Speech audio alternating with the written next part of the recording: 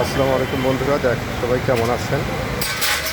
দেখেন আজকে ঢাকা শহরের অবস্থা। আজ বৃহস্পতিবার,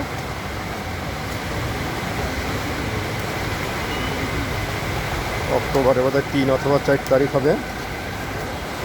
আমি শাহজাহানপুর থেকে ফকিরাপুর হয়ে গুলিস্তানের দিকে যাচ্ছে। দেখেন কি পরিণতি, সব সাগর, মহাসাগর।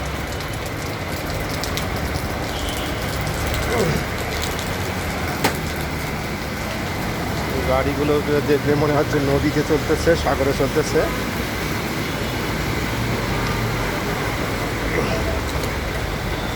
এই হলো ঢাকা শহরের বর্তমান প্রেক্ষাপট।